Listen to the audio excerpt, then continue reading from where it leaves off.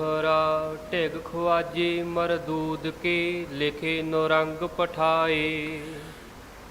ਇਹਨਾਂ ਜਰਨੈਲਾਂ ਵਿੱਚੋਂ ਹੀ ਜ਼ਬਰਦਸਤ ਖਾਨ, ਵਜੀਦ ਖਾਨ, ਸ਼ੇਰ ਮੁਹੰਮਦ ਖਾਨ, ਇਹਨਾਂ ਵਿੱਚੋਂ ਹੀ ਇੱਕ ਜਰਨੈਲ ਹੈ ਖਵਾਜਾ ਮਰਦੂਦ। ਔਰੰਗਜ਼ੇਬ ਨੇ ਆਪ ਆਪਣੇ ਹਸਤ ਲਿਖਤ, ਔਰ ਉਹ ਵੀ ਸ਼ਾਹੀ ਪਰਵਾਨਾ ਨਹੀਂ, ਸਾਧ ਸੰਗਤ ਧਿਆਨ ਦੇਣਾ ਜੀ। ਜਿਹੜਾ ਐਗਰੀਮੈਂਟ ਔਰੰਗਜ਼ੇਬ ਨੇ ਭੇਜਿਆ ਧੰਨ ਗੁਰੂ ਗੋਬਿੰਦ ਸਿੰਘ ਸੱਚੇ ਪਾਤਸ਼ਾਹ ਮਹਾਰਾਜ ਵੱਲ, ਜਿਹੜਾ ਅਹਿਦਨਾਮਾ ਭੇਜਿਆ, ਜਿਹੜੀ ਬੇਨਤੀ ਭੇਜੀ, ਉਹ ਇੱਕ ਬਾਦਸ਼ਾਹ ਦੀ ਹੈਸੀਅਤ ਨਾਲ ਨਹੀਂ ਆਈ। ਜਦੋਂ ਬਾਦਸ਼ਾਹ ਦਾ ਪ੍ਰਮਾਣ ਪੱਤਰ ਹੁੰਦਾ, ਫਰਮਾਨ ਜਾਰੀ ਹੁੰਦਾ, ਸ਼ਾਹੀ ਫਰਮਾਨ ਦੇ ਰੂਪ ਵਿੱਚ, ਉਹ ਫਰਮਾਨ ਦੇ ਆਉਣ ਦਾ ਤਰੀਕਾ ਵੱਖਰਾ ਹੁੰਦਾ ਹੈ। ਸ਼ਾਹੀ ਫਰਮਾਨ ਬੜੇ ਰੋਬ ਨਾਲ ਆਉਂਦਾ, ਬੜੇ ਹੰਕਾਰ ਨਾਲ ਆਉਂਦਾ। ਜਦੋਂ ਸ਼ਾਹੀ ਫਰਮਾਨ ਦਿੱਲੀ ਦੇ ਬਾਦਸ਼ਾਹ ਦਾ ਆਉਣਾ ਹੋਵੇ, ਬਾਦਸ਼ਾਹ ਦਾ ਬੇਨਤੀ ਪੱਤਰ ਆਇਆ ਔਰ ਕੁਰਾਨ ਮਜੀਦ ਦੀ ਜ਼ਿਲਦ ਦੇ ਉੱਤੇ ਆਪਣੇ ਹੱਥਾਂ ਦੀ ਲਿਖਤ ਦੇ ਨਾਲ ਆਇਆ। ਕੋਈ ਸ਼ਾਹੀ ਫਰਮਾਨ ਜਾਂ ਸ਼ਾਹੀ ਪੇਪਰ ਦੇ ਉੱਤੇ ਨਹੀਂ ਹੈ, ਦਰਬਾਰੀ ਕਾਗਜ਼ ਦੇ ਉੱਤੇ ਨਹੀਂ ਹੈ, ਕੁਰਾਨ ਮਜੀਦ ਦੀ ਜਿਲਦ ਦੇ ਉੱਤੇ, ਆਪਾਂ ਕੁਰਾਨੇ ਪਾਕ ਦੀ ਜਿਲਦ ਦੇ ਉੱਤੇ ਲਿਖਿਆ। ख्वाजा मरदूद तक वो पहुँची लिखत जी। ढिग ख्वाजे मरदूद के लिखा नौरंग पठाए, भेजिया औरंगजेब ने ख्वाजा मरदूद दे कोल अपना वो एग्रीमेंट, अपना वो अहदनामा, अपना वो बेनती पत्तर जिहड़ा सतगुरां वल लिखिया सी ते ख्वाजे मरदूद कोल भेजिया सी भी तूं साडा ये जिहड़ी अर्ज है, गुजारिश है, ये धन गुरु गोबिंद सिंह जी महाराज तक पहुँचा दे। सो वो औरंगजेब की लिखत श्री आनंदपुर साहब घेरा घत्ती बैठे जरनैल ख्वाजा मरदूद तक पहुँची। कसम खुदाए कुरान दी, कसम पैगंबर खाए। पैगंबर की कसम खाधी हुई सी, कुराने पाक दियाँ कसमां खादियां हुई सी, कुराने पाक का वास्ता पाया होया सी। साध संगत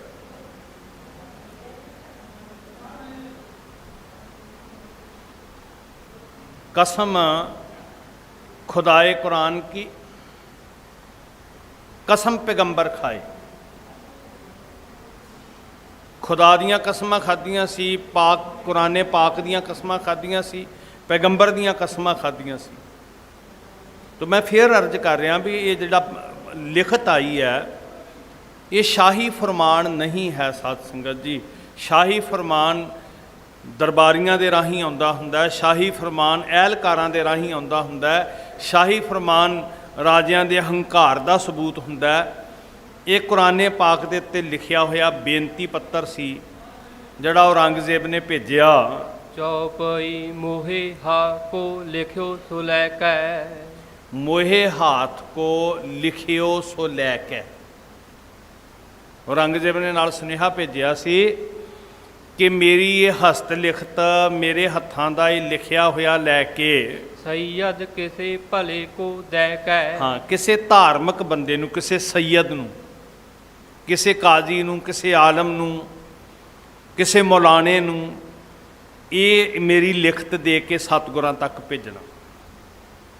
इत्थे बहुत जरूरी है गौर फरमाना साध संगत कि सरकारी फरमान मौलाने नहीं लैके जाते, काजी नहीं, धार्मिक लोग नहीं लैके जाते होंगे, दरबारी अहलकार लैके जाते होंगे, क्योंकि वो हुक्म हुंदा है, वो आदेश हुंदा है, तो वो मनण वास्ते प्रजा पाबंद हुंदी है भी बादशाह का आदेश आया। ये औरंगजेब का बेनती पत्तर है। तो औरंगजेब ने सुनेहा भेजिया कि किसी धार्मिक व्यक्ति नूं, सैयद नूं, मौलाने नूं, किसी आलम नूं ये पत्तर का दे के, लिखत दे के सच्चे पातशाह धन गुरु गोबिंद सिंह महाराज जी दे कोल भेजना। सिर पर धर कै जाए कुरान। हाँ, बड़ी निमरता दे नाल। हुण जे फिर कल्ला कागज़ हुंदा ते गल होर होनी सी। साध संगत ये कुराने पाक है, कुराने मजीद है ये। साध संगत पवित्र पाक जिन्हों इस्लाम खुदाई सुनेहा मनदा है, ਜਾਮਨ ਬਣਾ ਕੇ ਭੇਜਿਆ, ਸ਼ਾਦੀ ਭਰ ਕੇ ਭੇਜਿਆ ਕੁਰਾਨੇ ਪਾਕ ਦੀ, ਤੇ ਨਾਲ ਇਹ ਲਿਖਿਆ ਵੀ ਸਿਰ ਪਰ ਧਰ ਕੇ ਜਾਏ ਕੁਰਾਨ। ਕੁਰਾਨੇ ਸ਼ਰੀਫ ਨੂੰ ਸਿਰ ਤੇ ਰੱਖ ਕੇ ਕੋਈ ਧਾਰਮਿਕ ਸ਼ਖਸੀਅਤ ਜਿਹਦੀ ਜਿਲਦ ਦੇ ਉੱਤੇ ਔਰੰਗਜ਼ੇਬ ਨੇ ਅਹਿਦਨਾਮਾ ਲਿਖਿਆ, ਉਹ ਲੈ ਕੇ ਸਤਿਗੁਰੂ ਜੀ ਤੱਕ ਜਾਵੇ। ਮਿਲਹਿ ਗੁਰੂ ਸੰਗ ਕਰਹਿ ਬਖਾਨ। ਗੁਰੂ ਸਾਹਿਬ ਜੀ ਨੂੰ ਜਾ ਕੇ ਮਿਲੇ ਤੇ ਨਾ ਇੱਕ ਮੇਰੀ ਲਿਖਤ ਤੇ ਦੇਣੀ ਹੈ, ਨਾਲ ਸਤਿਗੁਰੂ ਜੀ ਨੂੰ ਇਹ ਬੇਨਤੀ ਵੀ ਕਰੇ, ਜਿਸ ਬਿਦ ਕਰ ਗੁਰ ਮਨ ਪਤਿਆਵੈ। ਇਦਾਂ ਬੇਨਤੀ ਕਰੇ ਕਿ ਸਤਿਗੁਰੂ ਜੀ ਮੇਰੀ ਬੇਨਤੀ ਨੂੰ ਮੰਨ ਲੈਣ, ਗੁਰੂ ਸਾਹਿਬ ਜੀ ਯਕੀਨ ਕਰ ਲੈਣ, ਗੁਰੂ ਸਾਹਿਬ ਜੀ ਸੰਤੁਸ਼ਟ ਹੋ ਜਾਣ। ਇਦਾਂ ਸਤਿਗੁਰੂ ਜੀ ਨੂੰ ਕੁਰਾਨੇ ਸ਼ਰੀਫ ਸਿਰ ਤੇ ਰੱਖ ਕੇ ਲੈ ਕੇ ਜਾਇਓ, ਜਾਮਨ ਬਣਾ ਕੇ ਸ਼ਾਦੀ ਕੁਰਾਨੇ ਸ਼ਰੀਫ ਦੀ, ਤੇ ਜਾ ਕੇ ਨਿਮਰਤਾ ਦੇ ਨਾਲ ਸਤਿਗੁਰੂ ਜੀ ਨੂੰ ਬੇਨਤੀ ਕਰਿਓ। ਸੋ ਕਰ ਦੇਹੋ ਨਿਕਸ ਜਿਮ ਆਵੈ। ਸੋ ਕਰ, ਉਹ ਉਹਨਾਂ ਅੱਖਰਾਂ 'ਚ ਬੇਨਤੀ ਕਰਿਓ ਅਤ ਅਧੀਨਗੀ ਨਾਲ, ਅਤ ਨਿਮਰਤਾ ਦੇ ਨਾਲ, ਜਿਹਦੇ ਨਾਲ ਗੁਰੂ ਗੋਬਿੰਦ ਸਿੰਘ ਜੀ ਮੰਨ ਜਾਣ ਕਿ ਉਹ ਮੇਰੇ ਕੋਲ ਦੱਖਣ ਵੱਲ ਆ ਜਾਣ।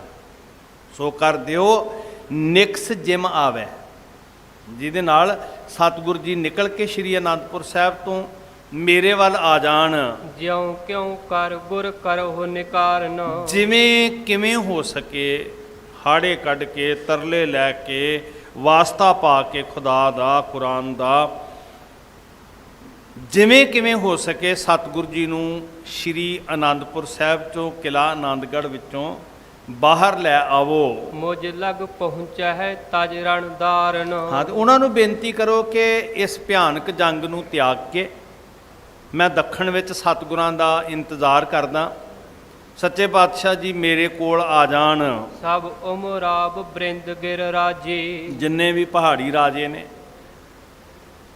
ਜਿੰਨੇ ਵੀ ਉਮਰਾਵ ਨੇ, ਮੀਆਂ ਨੇ, ਮੁਖੀ ਨੇ, ਜਿੰਨੇ ਵੀ ਆਗੂ ਹਨ, ਮੇਲੇ ਏਕ ਥਲ ਮਸਲਤ ਕਾਜੀ। ਸਾਰੇ ਇੱਕ ਥਾਂ ਇਕੱਠੇ ਹੋਏ। ਇਧਰੋਂ ਕੁਰਾਨ ਮਜੀਦ ਲਿਖਤ ਜਿਹੜੀ ਸੀ ਔਰੰਗਜ਼ੇਬ ਨੇ ਭੇਜੀ ਆ, ਇੱਥੇ ਪਹਾੜੀ ਰਾਜੇ ਸਾਰੇ ਇਕੱਠੇ ਹੋਏ ਹਨ। ਸਕਲ ਵਕੀਲ ਪਈ ਮੌਜੂਦ। ਉਹ ਸਾਰੇ ਜਿਹੜੇ ਦੂਤ ਸਨ, ਜਿਹੜੇ ਦਰਬਾਰੀ ਸਨ, ਉਹ ਮੌਜੂਦ ਸਨ, ਹਾਜ਼ਰ ਸਨ। ਬੜੀ ਗੰਭੀਰਤਾ ਦੇ ਨਾਲ ਇਹ ਮਸਲਤ ਕਰ ਰਹੇ ਸੀ, ਮਸ਼ਵਰਾ ਕਰ ਰਹੇ ਸੀ। ਤਬ ਬੋਲਿਓ ਖਵਾਜਾ ਮਰਦੂਦ। ਜਦੋਂ ਇਹ ਸਾਰੇ ਇਕੱਠੇ ਹੋਏ ਨਾ ਜੀ, ਜਿੰਨੇ ਦਰਬਾਰੀ, ਦੂਤ, ਅਹਿਲਕਾਰ ਸਭ ਖੜੇ ਆ, ਵਿਚਾਰ ਕਰ ਰਹੇ ਆ, ਤੇ ਖਵਾਜਾ ਮਰਦੂਦ ਨੇ ਉਸ ਵਕਤ ਆਖਿਆ, ਹਜ਼ਰਤ ਲਿਖ ਭੇਜਿਓ ਪਰਵਾਨਾ। ਜਾ ਕੇ ਖਵਾਜਾ ਮਰਦੂਦ ਨੇ ਕਿਹਾ ਵੀ ਜਿਹੜਾ ਤੁਸੀਂ ਮਸ਼ਵਰਾ ਕਰ ਰਹੇ ਹੋ ਨਾ, ਹਜ਼ਰਤ ਨੇ, ਬਾਦਸ਼ਾਹ ਨੇ, ਔਰੰਗਜ਼ੇਬ ਨੇ ਵੀ ਆਪਣਾ ਪਰਵਾਨਾ ਲਿਖ ਕੇ, ਆਪਣੀ ਲਿਖਤ ਲਿਖ ਕੇ ਸਤਿਗੁਰਾਂ ਵੱਲ ਭੇਜੀ ਹੈ। ਜਿਮ ਮਾਤਾ ਚਾਹੇ ਧਰਮ ਇਮਾਨਾ। ਜਿਸ ਤਰ੍ਹਾਂ ਸਿੰਘ ਚਾਹਣਗੇ, ਜਿਵੇਂ ਮਾਤਾ ਜੀ ਚਾਹਣਗੇ, ਜਿਵੇਂ ਗੁਰੂ ਸਾਹਿਬ ਜੀ ਚਾਹਣਗੇ, ਉਸੇ ਤਰ੍ਹਾਂ ਹੀ ਔਰੰਗਜ਼ੇਬ ਬਾਦਸ਼ਾਹ ਨੇ ਕਿਹਾ ਕਿ ਮੈਂ ਮੰਨਣ ਲਈ ਤਿਆਰ ਹਾਂ, ਬਸ ਇੱਕ ਵਾਰੀ ਸਾਡੀ ਪੱਤ ਰਹਿ ਜੇ, ਵਾਸਤਾ ਖੁਦਾ ਦਾ ਹੈ, ਵਾਸਤਾ ਕੁਰਾਨ ਦਾ ਹੈ, ਜਾਮਨ ਕੁਰਾਨੇ ਸ਼ਰੀਫ ਨੂੰ ਬਣਾਉਂਦੇ ਆ, ਇੱਕ ਵਾਰੀ ਸ਼੍ਰੀ ਅਨੰਦਪੁਰ ਸਾਹਿਬ ਛੱਡ ਦਿਓ। ਤੇ ਲਿਖ ਪਠੋ ਨਾ ਬਿਲਮ ਲਗਾਵੋ। ਤੇ ਤੁਸੀਂ ਵੀ ਉਦਾਂ ਹੀ ਲਿਖੋ, ਜਿਹਦੇ ਨਾਲ ਗੁਰੂ ਸਾਹਿਬ ਜੀ ਤੇ ਸਾਰੇ ਸਿੰਘ ਮਾਤਾ ਜੀ ਸਮੇਤ ਸਹਿਮਤ ਹੋ ਜਾਣ, ਮਤਲਬ ਜਿਹਦੇ ਤੇ ਯਕੀਨ ਕੀਤਾ ਜਾ ਸਕੇ। ਧਰਮ ਦਾ ਵਾਸਤਾ ਪਾਓ, ਧਰਮ ਨੂੰ ਜਾਮਨ ਬਣਾਓ। ਉਹਨੇ ਦੱਸਿਆ ਖਵਾਜਾ ਮਰਦੂਦ ਨੇ ਵੀ ਔਰੰਗਜ਼ੇਬ ਨੇ ਤੇ ਭਾਈ ਲਿਖਤ ਭੇਜ ਦਿੱਤੀ ਹੈ, ਤੇ ਨਾਲ ਉਹਨੇ ਜ਼ੁਬਾਨੀ ਵੀ ਕਹਿ ਦਿੱਤਾ।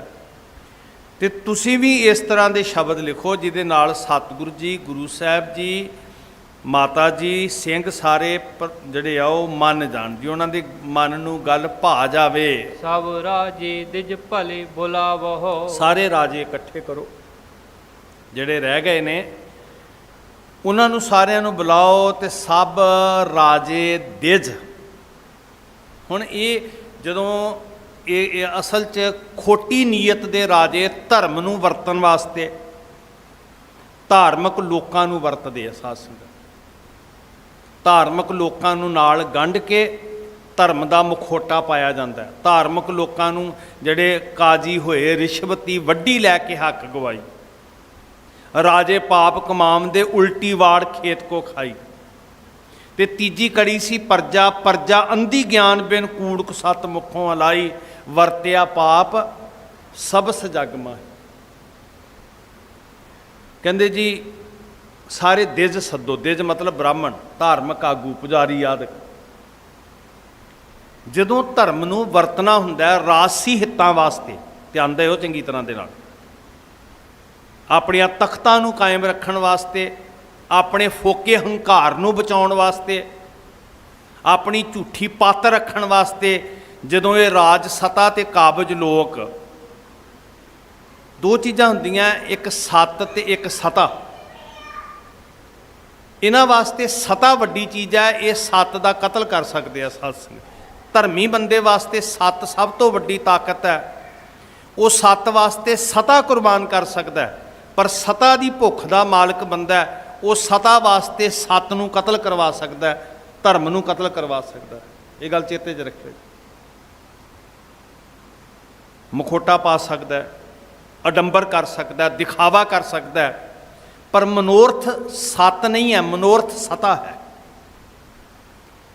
ਸੋ ਰਾਜਿਆਂ ਨੂੰ ਵੀ ਕਿਹਾ, ਰਾਜਿਆਂ ਨੇ ਉਸੇ ਵੇਲੇ ਸਾਰੇ ਬ੍ਰਾਹਮਣ ਸੱਦੇ ਜਿਹੜੇ ਪਿੱਠੂ ਸਨ ਇਹਨਾਂ ਦੇ, ਜਿਨ੍ਹਾਂ ਦੀਆਂ ਜ਼ਮੀਰਾਂ ਵਿਕੀਆਂ ਹੋਈਆਂ ਸੀ, ਜਿਹੜੇ ਧਰਮ ਦੇ ਮਖੌਟੇ ਦੇ ਹੇਠਾਂ ਰੱਬ ਦੇ ਨਾਲ ਛਲ ਕਰਨਾ ਚਾਹੁੰਦੇ ਸੀ, ਧੰਨ ਗੁਰੂ ਗੋਬਿੰਦ ਸਿੰਘ ਮਹਾਰਾਜ ਦੇ ਨਾਲ। ਪਰ ਉਹਨਾਂ ਨੂੰ ਕੌਣ ਛਲ ਸਕਦਾ ਸੀ ਜੀ ਭਲਾ?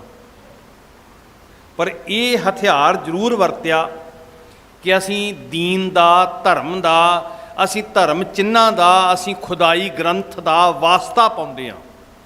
ਇਹਨੂੰ ਹਥਿਆਰ ਵਜੋਂ ਵਰਤਿਆ, ਸੋਰਸ ਵਜੋਂ, ਸਾਧਨ ਵਜੋਂ, ਵਸੀਲੇ ਵਜੋਂ ਵਰਤਿਆ। ਇੱਕ ਤੇ ਗੁਰਮੁਖੋ ਹੁੰਦਾ ਵੀ ਅਸੀਂ ਜ਼ੁਬਾਨ ਤੋਂ ਕਹਿ ਦਈਏ ਵੀ ਆਹ ਚੀਜ਼ ਜਿਹੜੀ ਆ ਇਹ ਵਸੀਲਾ ਹੈ, ਤੇ ਕਈ ਵਾਰੀ ਸਾਨੂੰ ਉਹ ਗੱਲ ਰੜਕਦੀ ਹੈ। ਇੱਕ ਉਹ ਲੋਕ ਹੁੰਦੇ ਆ ਜਿਹੜੇ ਵਸੀਲੇ ਵਜੋਂ ਵਰਤਦੇ ਨੇ ਪਰ ਬਾਹਰੋਂ ਅਡੰਬਰ ਕਰਦੇ ਆ, ਉਹ ਜ਼ਿਆਦਾ ਖਤਰਨਾਕ ਹੁੰਦੇ ਆ। ਉਹਨਾਂ ਵਾਸਤੇ ਧਰਮ ਸਿਰਫ ਇੱਕ ਵਸੀਲਾ ਹੈ, ਮਨੋਰਥ ਸੱਤ ਨਹੀਂ ਹੈ, ਮਨੋਰਥ ਸਤਾ ਹੈ। ਉਧਰ ਸੈਯਦ ਬੁਲਾਏ ਗਏ, ਮੌਲਾਣੇ ਬੁਲਾਏ ਗਏ, ਧਰਮ ਦੇ ਬੁਰਕਿਆਂ ਵਾਲੇ, ਭੇਖ ਵਾਲੇ, ਪਰ ਆਉਣਗੇ ਕਿਹੜੇ? ਕੂੜ ਰਾਜੇ ਦੇ ਨਾਲ ਕੌਣ ਖੜੇਗਾ ਜੀ?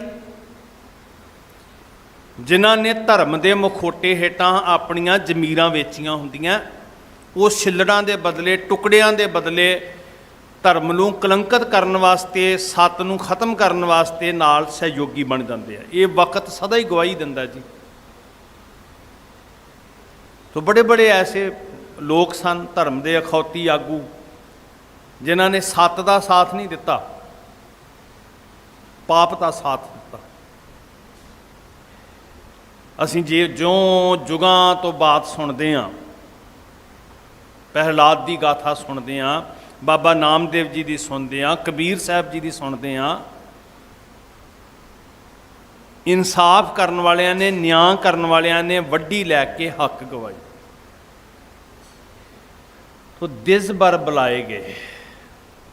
ਇੱਕ ਪਾਸੇ ਸੈਯਦ ਕਿਸੇ ਭਲੇ ਕੋ ਦੇ ਕੇ, ਤੇ ਦੂਜੇ ਪਾਸੇ ਸਾਰੇ ਜਿਹੜੇ ਬ੍ਰਾਹਮਣ ਸਨ, ਸਭ ਰਾਜੇ ਦਿਜ ਭਲੇ ਬੁਲਾਵੋ। ਹੁਣ ਕੰਮ ਰਾਜਨੀਤੀ ਦਾ ਹੈ, ਤੇ ਦਿਸ ਬਰ ਕਿਉਂ ਬੁਲਾਏ ਜਾ ਰਹੇ ਆ ਜੀ? ਪੁਰੋਹਿਤ ਪੁਜਾਰੀ ਕਿਉਂ ਬੁਲਾਏ ਜਾ ਰਹੇ ਆ? ਤਾਂ ਕਿ ਉਹਨਾਂ ਦੇ ਛੜਾਵੇ ਹੇਠਾਂ ਆਪਣੀ ਸਾਜ਼ਿਸ਼ ਨੂੰ ਕਾਮਯਾਬ ਕੀਤਾ ਜਾ ਸਕੇ। ਖਵਾਜਾ ਮਰਦੂਦ ਨੇ ਸਾਰੀ ਨੀਅਤ ਆ ਕੇ ਰਾਜਿਆਂ ਕੋਲ, ਬਾਦਸ਼ਾਹ ਦੀ ਜਿਹੜੀ ਨੀਅਤ ਸੀ ਔਰੰਗਜ਼ੇਬ ਦੀ, ਉਹ ਪ੍ਰਗਟ ਕੀਤੀ। ਇਤ ਅੰਤਰ ਤੇ ਨਿਕਸਨ ਹਾਰੇ।